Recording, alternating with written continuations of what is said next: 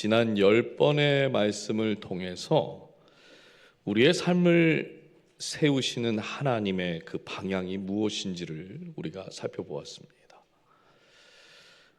그래서 삶의 방향을 하나님이 다루셨고요, 우선순위를 다루셨지요. 그리고 매 순간 우리가 내려야 하는 그 선택이 무엇인지를 하나님께서 다루셨습니다. 그런데 이 모든 과정을 다 지나면서 하나님께서 진짜 다루길 원하셨던 것은 우리의 마음이었습니다. 그래서 오늘 우리가 나눌 마지막 계명은 우리 마음의 주인이 누구인가를 묻는 질문입니다. 바로 첫 번째 교훈을 살펴볼 텐데요, 십계명은 우리 마음을 다루십니다 하는 거예요. 본문 17절 다시 한번 보시겠습니다. 내 이웃의 집을 탐내지 말라. 내 이웃의 아내나 그의 남종이나 그의 여종이나 그의 소나 그의 나귀나 물은 내 이웃의 소유를 탐내지 말라. 여러분, 하나님께서 지금 정하신 경계선이 있는데 그 경계선이 지금 보이시나요? 내 이웃의 것을 아무것도 마음에 품지 말라 말씀을 하세요. 아니, 뺏은 것도 아니고 무슨 행동을 한 것도 아닌데 지금 생각도 하지 말라고 하십니다. 왜 그렇게 말씀하시는 걸까요? 죄가 되기 때문에 그렇습니다. 하나님이 정하신 것을 벗어나는 순간 하나님은 이미 그것이 죄다 말씀하고 계시는 거예요. 우리가 10번째 계명을 살펴보기 전에 먼저 좀 살펴봐야 하는 것이 있는데, 이 10개의 계명은 다 동등한 가치를 가지고 있지만 그 중에서도 뿌리가 되는 계명이 있습니다. 첫 번째 계명이에요. 너는 나 외에는 다른 신들을 내게 두지 말라 그러셨어요. 하나님은 그 어떤 신도 인정하신 적이 없습니다. 아니, 하나님은요, 하나님 외에 존재하는 신은 없다고 그러세요. 다른 신이 있다고 말하는 순간 그것은 이미 우상을 인정하는 것입니다. 그래서 우리가 첫 번째 계명을 잘 살아내면 뒤에 따라오는 두 번째 계명부터 다섯 번째까지 계명을 우리가 살아갈 수가 있는 겁니다. 그리고 사람과 관련된 6계명부터 10계명까지 이 계명 안에 뿌리가 되는 계명이 바로 오늘 우리가 나눌 마지막 계명인데요. 그러니까 하나님께서 우리에게 주신 것들이 있는데 그 주신 것들을 우리가 만족하면서 살게 되면 살인, 간음, 도둑질, 거짓말 이런 거 안 하게 될 거라는 거예요. 왜냐하면 하나님이 주신 것이 우리에게 가장 좋다고 여겨지니까요. 여러분, 오늘 우리가 탐심이 죄라는 인식을 먼저 가져야 합니다. 대부분의 사람들이 생각하는 죄는 밖으로 어떤 행동을 할 때만 죄라고 생각을 해요. 무슨 말이냐면, 생각한 것도 죄라고 한다면 이 세상에 죄 안 지은 사람이 어디 있고 우리는 날마다 그 죄에 허우적거리면서 살게 될 것입니다. 그러니까 우리의 마음속에 있는 그 생각은 우리가 언제나 조절 가능하다, 조절할 수 있다, 이렇게 우리는 생각을 하기 때문에 마음속의 생각은 죄라고 생각하지를 않아요. 그런데 성경은 탐심이 분명히 죄라고 말합니다. 골로새서 말씀에 이렇게 말하죠. 그러므로 땅에 있는 지체를 죽이라. 곧 음란과 부정과 사욕과 악한 정욕과 탐심이니 탐심은 우상숭배니라. 지금 사도 바울이 탐심이 그냥 잘못된 어떤 감정이 아니라 우상숭배랍니다. 우리가 이미 우상에 대해서 살펴봤는데 우상은 하나님이 계셔야 할 그 자리에 대신 들어와서 사람을 다스리고 지배하는 모든 것, 그것이 다 우상인 거예요. 그래서 우상에는 공통점이 하나 있습니다. 우상은 사람이 만든 거예요. 사람이 만들어요. 그런데 참 아이러니하게도 사람이 우상을 만들었는데 우상이 사람을 지배해버리죠.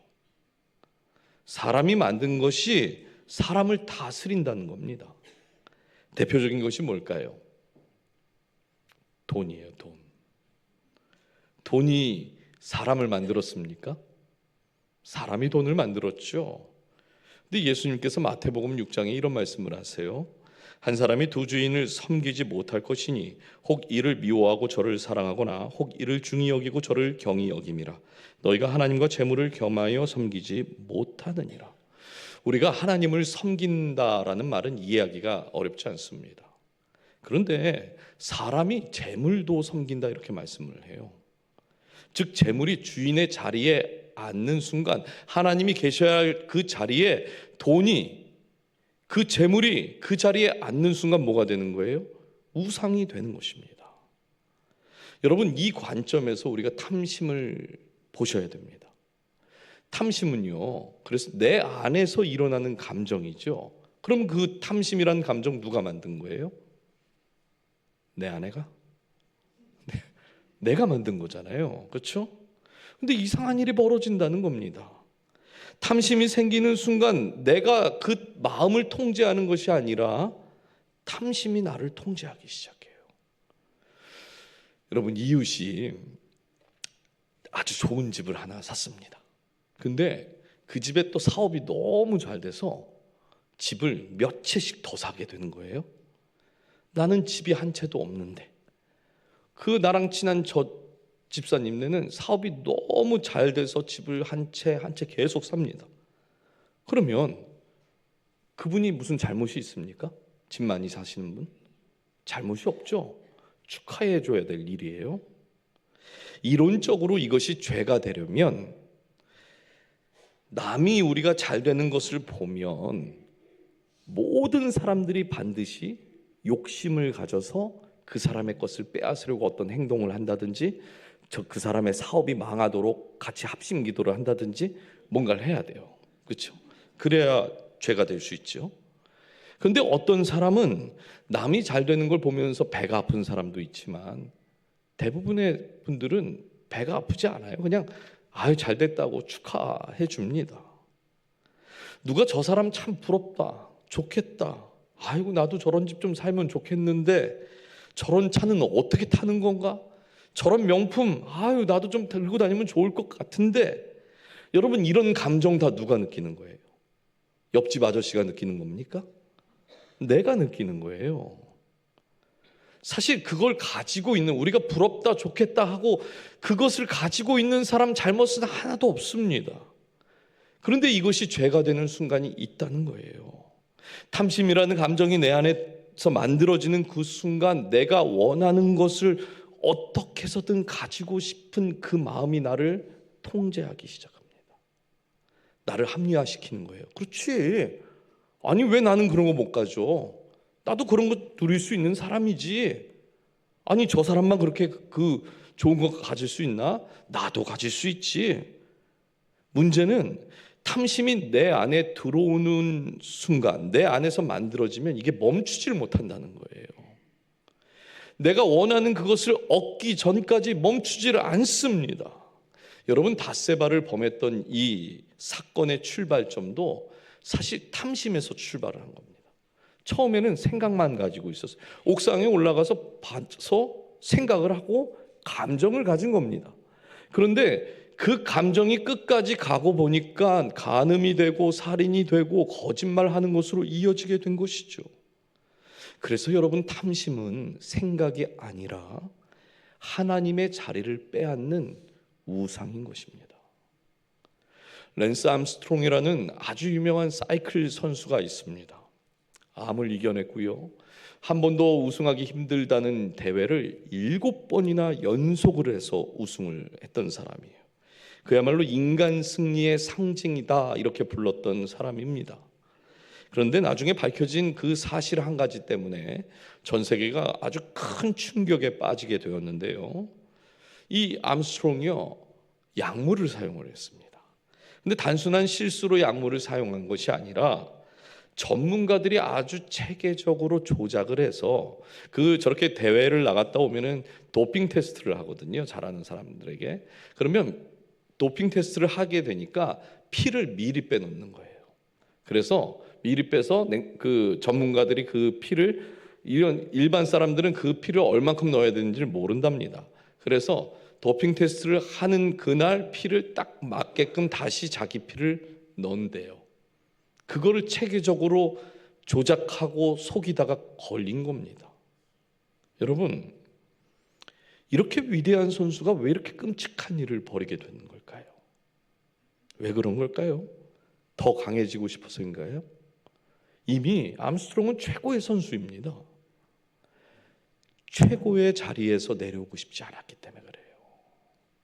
처음에는 조금 더 잘하고 싶다 이 마음에서 시작을 했는지 모르겠는데 그 마음이 내 안에 들어오고 나니까 탐심이 내 마음을 차지하고 나니까 절대 나는 그 자리에서 내려오면 안 된다 이걸로 바뀐 거예요. 여러분, 암스트롱이 약물을 지배해야 하는데 약물이 암스트롱을 지배하게 된 것이죠. 그래서 탐심이 마음의 생각이 아니라 하나님의 자리를 빼앗는 우상이 되는 것이에요. 우리가 암스트롱의 이 이야기를 들으면서 어떻게 사람이 저런 짓을 해 이렇게 말할 수 있지만 사실 우리도 마찬가지입니다. 집이든 자녀든 직장이든 안정이든 간에 이것만은 나도 절대 못 내놓지, 이거는 반드시 안 돼, 이러면 안 돼, 이 마음이 들어오는 순간 그게 바로 탐심이고 그 순간부터 우리의 마음은 자유를 누리는 것이 아니라 그 탐심 때문에 지배를 받기 시작하는 거예요.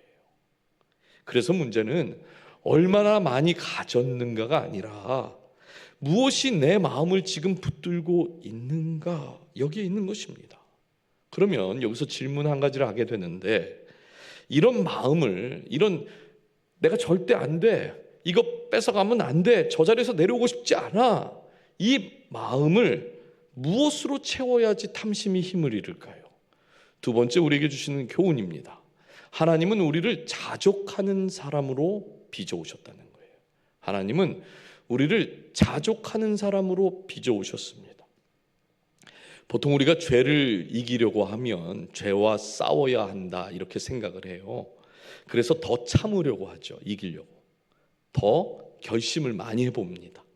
그리고 더 버티려고 노력을 해요. 그게 싸우는 거라고 우리는 생각을 합니다. 그런데 성경은 죄와 씨름을 하는 것보다 더 좋은 방법이 있는데 하나님을 더 즐거워하라 이렇게 말을 해요. 여러분, 우리가 하나님을 날마다 즐거워하면 죄가 우리의 삶에서 밀려날 수밖에 없는 것이죠. 그러니까 빛이 들어오면 어둠이 물러가는 것과 같은 겁니다. 탐심도 같은 원리예요. 탐심은 우리가 억지로 그냥 없애려고 막 눌러보는 것이 아니라 자족을 배우면 탐심이 멀어지게 되어 있습니다. 그래서 사도 바울이 빌립보서에서 이렇게 말을 해요. 내가 궁핍함으로 말하는 것이 아니니라. 어떠한 형편에든지 나는 자족하기를 배웠노니 나는 비천에 처할 줄도 알고 풍부에 처할 줄도 알아. 모든 일 곧 배부름과 배고픔과 풍부와 궁핍에도 처할 줄 아는 일체의 비결을 배웠노라. 여러분, 지금 바울이 뭐라고 말합니까? 배웠다 그래요. 배웠다. 내가 공부했다, 누군가에게 들었다 이렇게 이야기하지 않고 경험 속에서, 그의 인생 속에서 하나님과 동행하면서 배웠답니다. 사실 탐욕은요, 배울 필요가 없어요. 왜 그럴까요? 이건 자연스럽게 생기는 거거든요. 그러니까 배울 필요가 없어요. 근데 자족은 훈련이 필요하고 하나님이 우리에게 은혜를 주셔야 되고 하나님과 동행하며 얻게 되는 열매인 것입니다. 그렇다면 자족은 도대체 무엇을 배우라고 하는 걸까요? 내가 원하는 것을 어떻게 얻을 수 있는가, 이걸 가르쳐주면 참 좋겠는데 이걸 배우는 게 아니라 하나님이 주시는 것이 결국 나에게 가장 좋은 것이다, 이것을 믿는 법을 배우는 게 자족이에요. 뭐라고요? 내가 원하는 것을 어떻게 하면 얻을 수 있는 것인가, 이게 아니라 하나님이 우리에게 많은 것들을 주시는데 하나님이 주신 그 모든 것이 나에게 좋은 결과를 가져올 것이다, 이것을 믿는 법, 이것이 자족을 배울 때 우리가 필요한 겁니다. 그래서 자족을 배울 때는요, 비어있는 것 같아요. 텅 빈 것 같아요. 자꾸만 내려놓으라고 하잖아요. 내가 자꾸 손해보는 것 같습니다. 내 삶이 자꾸 뒤처지는 것 같아요. 그런데 시간이 흐른 뒤에 우리가 내 삶을 돌아보면 오늘 앞에서 찬양으로 고백했던 것처럼 어떤 고백이 나오는 겁니까? 결국엔 하나님이 하신 거구나. 하나님이셨네. 우리에게 좋은 거 하나님이 주셨던 거네. 이렇게 고백하게 된다는 거죠. 그래서 사도 바울이 로마서 8장 28절에 이렇게 말합니다. 우리가 알거니와 하나님을 사랑하는 자 곧 그의 뜻대로 부르심을 입은 자들에게는 모든 것이 합력하여 선을 이루느니라. 여러분, 여기서 중요한 건 우리가 눈에 좋아 보이는 것만을 이야기하는 게 아니에요. 아픈 거, 돌아가는 거, 막히는 거, 심지어 내 눈에 보기에도 좋지 않다고 느껴지는 것을 다 포함해서 그 모든 것이 합력하여 선을 이루는 겁니다. 그래서 성도에게 주어지는 이 모든 것은 절대로 우연으로 생긴 게 아니에요. 내가 재수가 없어서 그냥 이런 거 들어왔나 보다, 아니 내 인생 왜 이렇게 자꾸만 꼬이지, 이게 아니에요. 하나님께로부터 오는 모든 것, 하나님이 주신 모든 것은 결과적으로 나를 망하게 하는 것이 아니라 오늘도 나를 빚어가시는 하나님 그 과정 속에 있는 것이구나, 이것을 믿는 것입니다. 이 믿음이 내 속에 들어오는 순간 탐심이라고 하는 게 힘을 잃기 시작한다는 거예요. 이유가 있어요. 여러분, 탐심은요 항상 더 가지라고 말해요, 우리한테. 무슨 소리냐고, 넌 여전히 배고프다고, 더 가져야 된다고. 근데 자족은 뭐라고 얘기하냐면 하나님이 계시면 괜찮다, 이렇게 말하는 겁니다. 저도 이걸 미국 와서 배웠습니다. 여기 계신 분들이 뭐 거의 다 아시겠지만 저 미국 올 때 오페라 가수가 되는 게 꿈이었어요. 그 꿈이 있으니까 그 꿈을 이루기 위해서 뭐 미국에서 제가 못할 게 뭐가 있습니까? 꿈을 이룰 거니까. 그래서 3개월쯤 지나고 나서 먹고 살아야 하니까 일식집에 취직을 하게 됐고 하루 12시간씩 열심히 일을 했습니다. 생선 냄새 빠진 지 얼마 안 돼요. 내가 가야 할 길이 있기 때문에 내가 잠깐 고생하는 거, 그게 고생이 아니라 보람이고, 꿈을 위해 가는 그 길이 즐거움이 될 수 있는 거 아니겠습니까? 그렇게 생각했어요. 그런데 하나님께서 어느 날 갑자기 저에게 목사가 되라는 거예요. 저는 목사가 될 생각은 꿈에도 생각해 본 적도 없고, 꿈에도 안 나와요, 그런 거. 그렇죠? 아니, 하나님 왜 전데요? 저한테 왜 이러세요 갑자기? 아니, 오페라 가수가 되겠다고 나 15년이나 열심히 노래만 주구장창 불렀는데 나 성경도 잘 몰라요. 도대체 저한테 왜 그러십니까? 그리고 오페라 가수 아니면 그 길을 주님이 막으셨어야죠. 이제 와서 이러는 건 아닌 거 아닙니까? 아니, 더군다나 그럼 부르실 거면 좀 어린 나이에 불러서 공부라도 좀 빨리 하게 하지. 아니, 32살에 무슨 신학교를 가냐고요. 제가 학교 다닐 때 제가 교수인 줄 알았어요, 애들은. 나이가 많아서 학교를 다니니까. 그래서 제가 그랬죠. 하나님, 아내에게 똑같이 얘기해달라고. 그거 아니면 못한다고. 결과는 말씀드리지 않겠습니다. 목사가 되고 보니까 알겠는 거예요. 이민자의 삶, 밑바닥의 삶, 땀 흘려서 하루하루 버티는 그 삶이 목사에게 필요했기 때문에 하나님이 주신 것입니다. 이번에 제가 말씀을 준비하면서 제 삶을 좀 되돌아보니까 이민 온 지 이제 23년이 되었는데, 제가 속이 안 좋아서 또 금식 기도해야 돼서 굶어본 거 빼고는요, 하나님께서 저희 가정을 단 한 끼도 굶게 하시질 않으셨어요. 이런 건 별로 안 놀라시네요. 사실 제가 굶어 보이게 생기지는 않았습니다. 근데 여러분, 저만 그렇게 생각하는 것이 아니죠. 이민자의 삶을 살면서 밑바닥을 보셨을 겁니다. 하루하루 땀 흘리며 사는 것이 얼마나 쉽지 않다는 거 잘 알아요. 제가 신방을 해보니까요, 브리스톨 아파트. 브리스톨 아파트 하면 다들 아시죠? 뭐 이민을 다 거기서 시작을 하셨어요. 예? 그 아파트에서 1년, 2년 지나고 나면 또 이사를 가게 되고 그곳에서 아이들 같이 키우고. 여러분, 그렇게 살면서 내 삶이 뒤처지는 것 같고 정말 내가 꿈을 이루기 위해서 미국에 온 것이 맞는가 이렇게 생각되는 것 같았는데 지금 50년 막 60년 살아보시니까 어떻습니까? 하나님이 하셨죠. 하나님이 하신 거예요. 여러분, 자족을 배웠다고 고백했던 사도 바울이 이 고백을 지금 어디서 하고 있는 건지 아십니까? 빌립보 감옥에서 지금 이 고백을 한 거예요. 2차 전도 여행을 위해서 사도 바울이 계획을 했던 지역은 소아시아 지역이었습니다. 근데 성령님께서 소아시아 지역이 아니라 그 환상을 주셔서 사도 바울을 마게도냐를 지나서 이제 빌립보라는 지역으로 들어오게 하셨어요. 그러면 성령님이 막으시고 방향을 틀게 하셨으면 사도 바울의 그 길을 순탄하게 해주셔야 되는 거 아닐까요? 그런데 사도 바울은 이 빌립보 지역에 들어와서 온갖 고초를 다 겪게 됩니다. 사도 바울이 전도 여행을 할 때마다 꼭 먼저 들르는 곳이 회당입니다. 회당. 이 유대인들에게 가서 복음을 전하고 이방인들을 전도를 하는 곳이 회당이었는데 이 빌립보 지역에는요, 회당도 없었어요.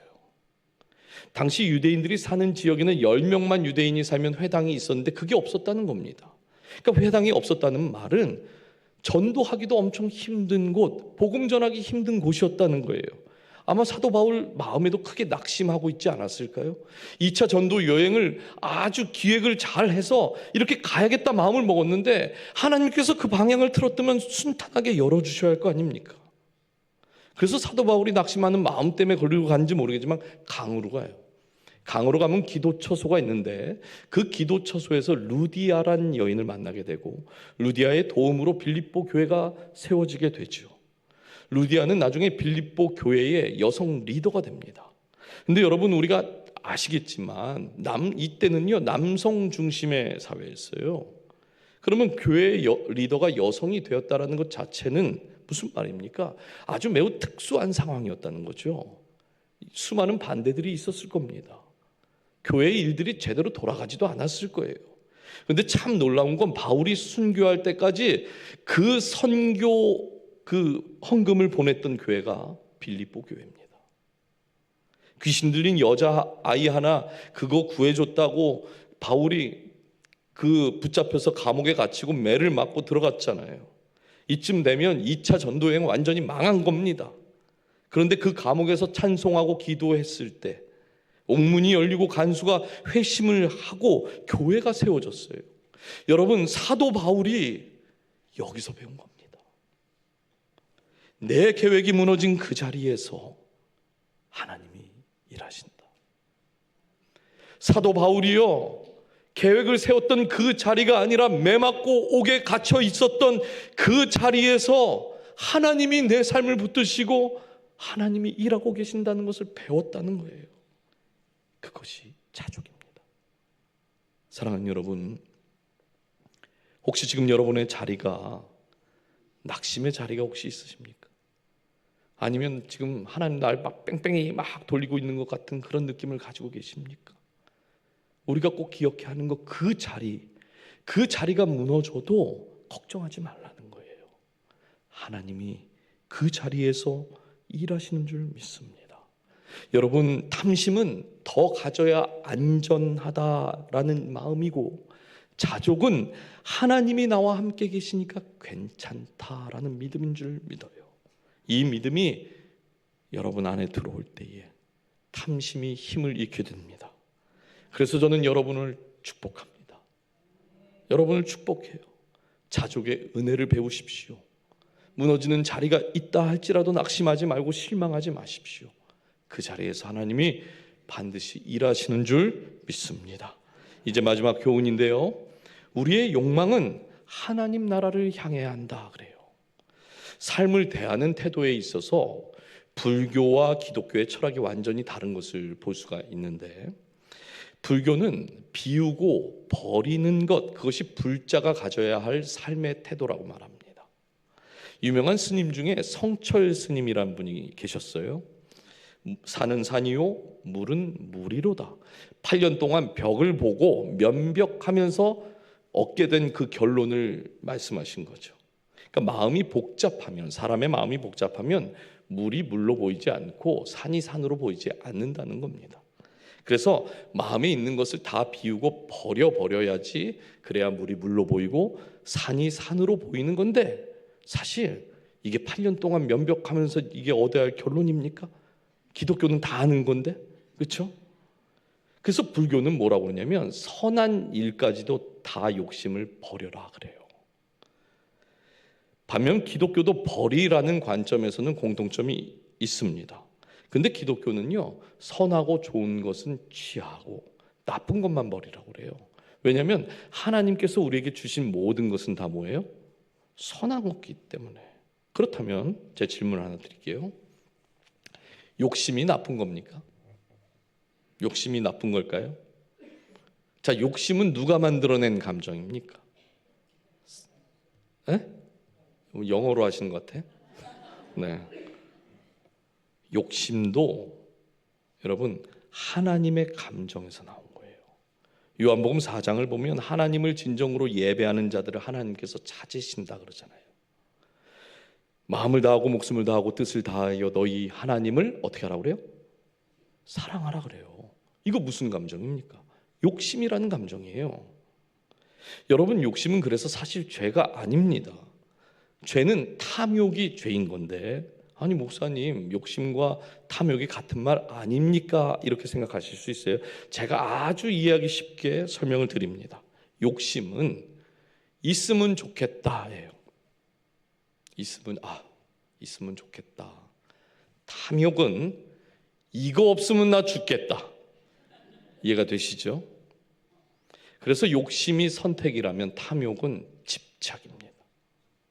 갈라디아서 5장에 성령의 열매에 대한 말씀이 나오는데, 육체의 소욕과 성령의 소욕에 대해서 이 소욕이라는 영어 단어가 desire라는 단어예요. 이 desire가 소욕이라는 뜻도 있지만 우리가 아는 열정이라는 뜻이 있죠. 그런데 이 desire라는 단어가 중성적인 뜻을 가졌습니다. 그러니까 이 desire가 어느 방향으로 가느냐에 따라서 육체의 소욕, 탐욕이 되기도 하고, 또 이 디자이어가 성령 쪽으로 쭉 방향을 정해서 가면 성령의 열매가 나타나기도 하는 거예요. 그래서 열정, 소욕, 욕심이라고 하는 이 디자이어 자체는 죄가 아닙니다. 그래서 저와 여러분이 날마다 확인하고 점검하고 방향을 새롭게 해야 하는 것은 뭐냐면 내 안에 있는 디자이어예요. 여러분의 열정이 선한 방향으로 계속 가도록 날마다 말씀을 붙들고 기도하고 내 방향 설정을 제대로 하면 여러분의 삶에서 뭐가 나올까요? 성령의 열매가 나오는 거예요.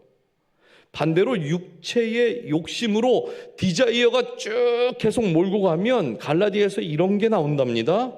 육체의 일은 분명하니 곧 음행과 더러운 것과 호색과 우상숭배와 주술과 원수 맺는 것과 분쟁과 시기와 분냄과 당짓는 것과 분열과 이단과 투기와 술취함과 방탕함과 또 그와 같은 것들이라. 힘들어 죽겠네. 네. 사랑하는 여러분, 그래서 우리가 날마다 해야 하는 일은 내 안에 있는 그 디자이어를 죽이는 것이 아닙니다. 방향을 점검하는 거예요. 지금 내 디자이어가 어디를 향하고 있는가? 그 열정, 에너지가 지금 어디를 향해서 흘러가고 있는가? 이걸 봐야 되는 거예요. 제가 지난주 토요일 새벽에 말씀드렸는데, 동행은 같이 가는 두 사람의 마음이 맞아야 하는 것입니다. 하나님은 늘 언제나 한 방향으로만 가세요. 그런데 문제는 뭐예요? 우리의 디자이어가 오늘 성령 쪽으로 쭉 가면 하나님과 같이 가는 것 같고, 또 오늘 그냥 내 남편이, 내 아내, 내 자녀가 그냥 속색이고 그냥 내 마음에 그냥 전쟁터가 돼버리면 그냥 욕심이 이쪽으로 막 가면 분냄과 방지가 이게 나오는 거예요. 우리의 그 디자이어 때문에 하나님은 늘 한 방향으로 가고 계신데 우리는 그 디자이어 때문에 자꾸 방향이 달라진다는 거죠. 하나님의 마음이 있는 곳에 내 마음이 가고 하나님의 손과 발이 있는 곳에 내 손과 발이 닿는 것, 이것이 하나님과의 동행이고 하나님과 동행하고 살아가다 보면 악한 길에서 멀어지게 되는 것입니다. 디모데전서 6장 17절 18절 한번 읽어주실까요? 시작.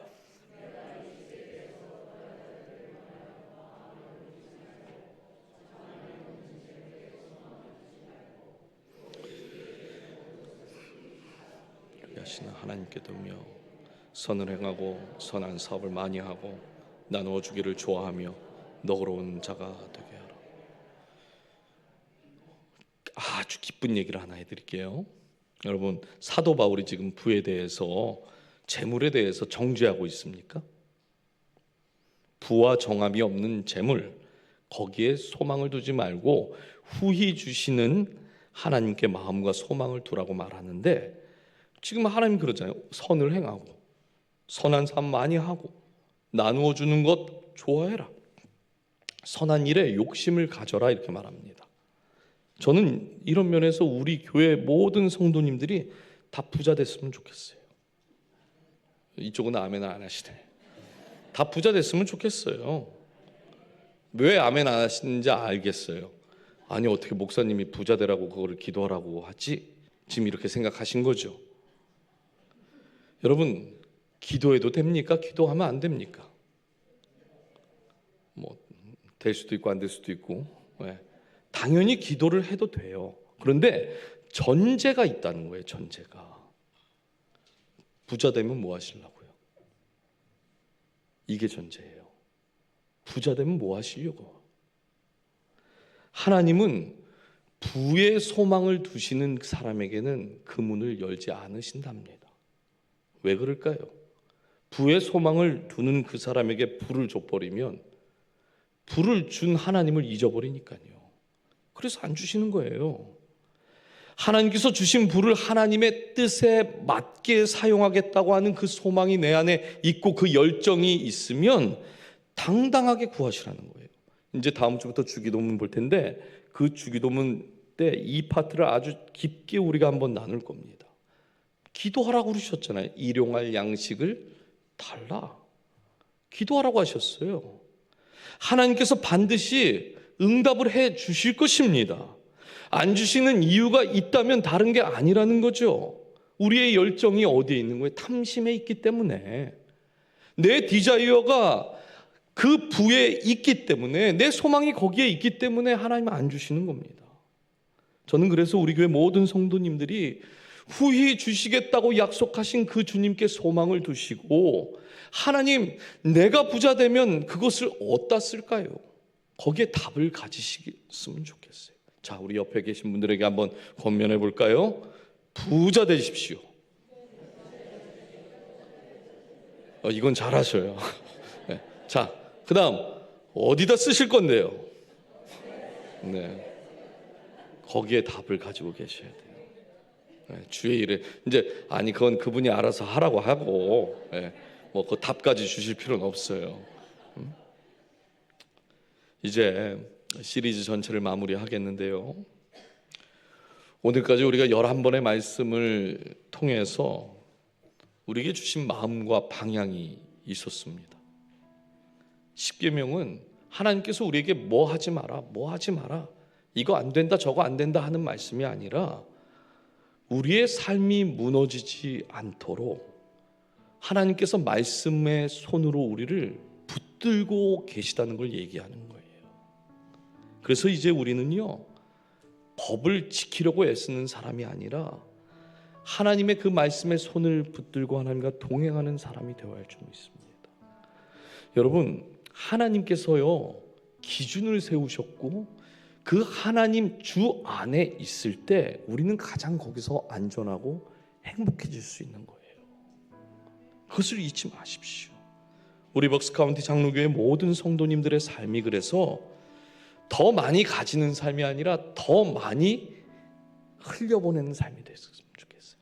아마 많이 가지게 될 겁니다. 많이 흘려보낸다면. 그런데 손에 거쳤다가 가시면 돼요. 많이 흘려보내십시오. 더 높아지는 삶이 아니라 더 깊어지는 삶으로 가십시오. 더 내가 어떻게 하면 안전하게 살 수 있는 삶을 고민하는 것이 아니라 하나님을 더욱 신뢰하는 그런 삶이 되기를 주님의 이름으로 축복합니다.